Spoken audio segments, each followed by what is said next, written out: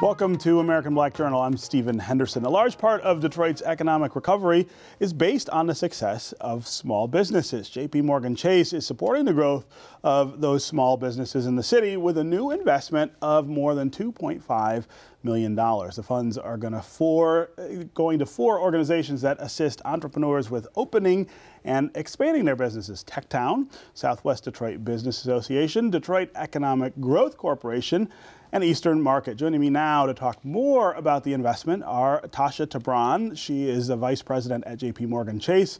Ned Stabler is the President and CEO of Techtown. And Micaiah Westbrooks is owner of Bix Wine and Charcuterie in Detroit. All of you, welcome to the Detroit Black Journal. Thanks for having us. Absolutely.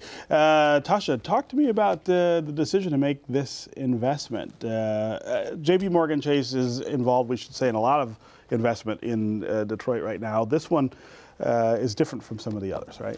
Well, yes, and we're really excited about the work we've been doing in all three of our focus areas and under $150 million expanded commitment that we made this past couple weeks. But in small business, we realized, and you said it right at the beginning, our economy, our local economies, our local commerce and neighborhoods will thrive once we work with our retail businesses that are bin-ups, right, and our startups, right? So we've learned a lot about what's happening in the core of Detroit, and that has been work that's been going on for the last 20 years. And it's time for us to double down on our investment into the neighborhoods. So I like that you already went right to the bin-ups versus the startups. That's one of the conversations we're having in Detroit right now, right? Like, how do you help not only people who are here with new ideas for businesses, but people who've been running businesses and kind of struggling for a long time. Right. So both startups and bin-ups need the same type of things. They need money. Capital. They need capital.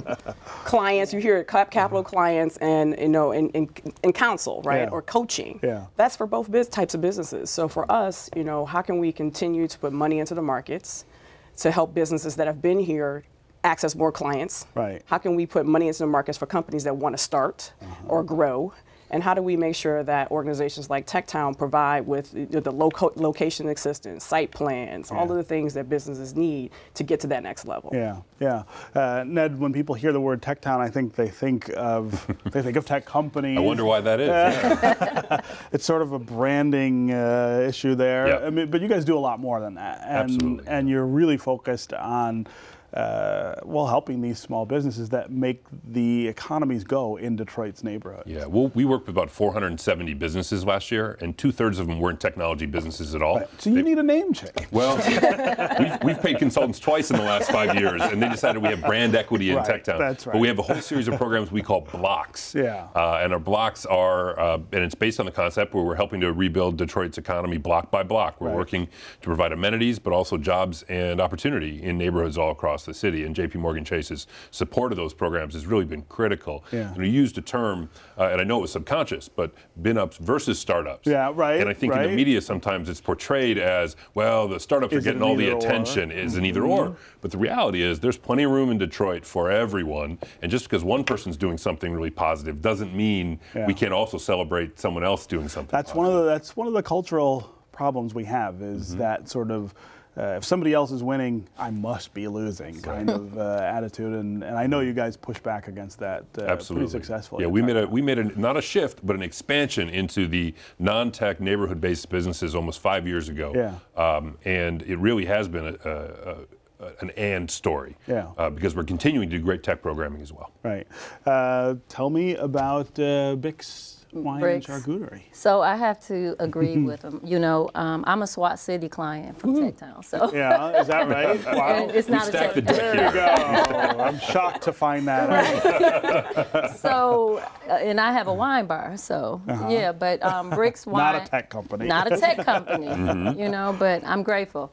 But Bix Wine Bar, we're in West Village on Van Dyke and Kercheval, in the oldest bank building in Michigan, and we're really excited. It's a really cool space. And it's because of programs that these guys are offering that I'm here, and I'm really, really grateful for it. So I've driven past your business, I don't know, 1 million times. I haven't gone in yet, but maybe now I will. This week, he'll be in this week. That's right. But talk about so I grew up not too far from there.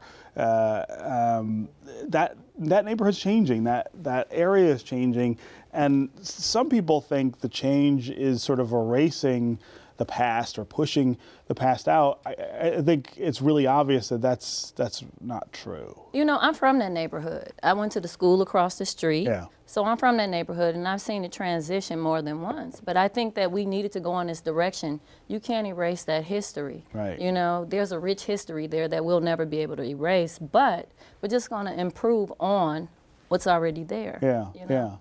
yeah. Talk about some of the challenges that confront people like you who want to start businesses that, you know, I mean, a lot of people would say this is kind of a leisure business, right? Come hang out, have wine and food. It sounds like that. Yeah, right. For you, it's not leisure, no, right? because, you know, there's a lot of things that you learn in this process. I mean, you have to worry about zoning, you have to worry about licensing. There's a number of things that you have to worry about.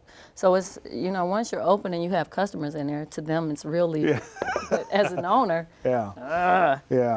Are there still real hurdles that are specific to Detroit, you feel like? I still think we have a way to go, but I think we've made so much progress because of these programs that are offered in the city.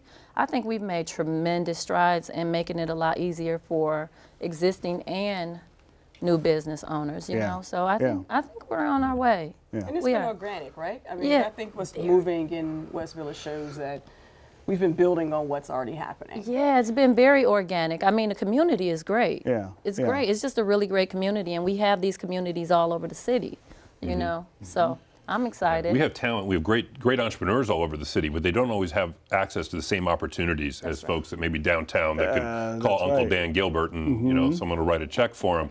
So it's why programs like SWAT City exist, why the Entrepreneurs of Color Fund exists, to really help folks that have all the same talent.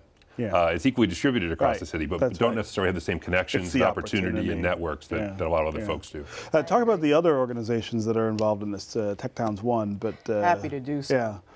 So there's a couple things. You just mentioned Entrepreneurs of Color. It wasn't in this press announcement, but we're really proud of that program because it makes sure that the capital is flowing through these neighborhoods where Techtown and Eastern Market and Detroit Economic Growth Corporation and Southwest Detroit Business Association, the other 4 organizations that were part of this announcement, the work that they're doing is really making the hurdles that we were just talking about easier, right? So you don't have to think about the zoning and the lease agreements that you have to sign and the brick and mortar. All these organizations are doing that hard work and working side by side with these organizations to make sure that part is taken care of so you can continue to produce good product, right, and good services, and making sure that you can do it at a scale that meets the market, right? Boy, that is a key, right? And that's that longevity question, that scale question. Can I make this a business that can sort of sustain itself for a long time? You asked about hurdles, and you just talked about permitting and things like that. We were hearing from a lot of our clients that they're really having challenges at the city. And so for a little while, a year or so ago, we contemplated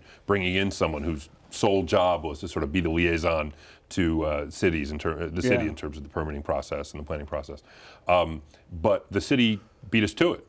The city actually got an ombudsman, essentially, that we were able to interface with, so we didn't need to do that. So in terms of is the city making the steps in the right direction, absolutely. It's not perfect yet, but you talk to an entrepreneur in any city in this country, or pick a suburb, and they'll all tell you, oh, the city doesn't do a good job of X, Y, or Z. But Detroit, I'll tell you, just in a couple years has gone from— There's a real effort to move in a different direction. It's just going to take some time. Yep. Yeah, definitely. All right. Well, congratulations on the program, and thanks very much for being here. Thank you. Absolutely. Thanks for having us. Thank you so much for having us.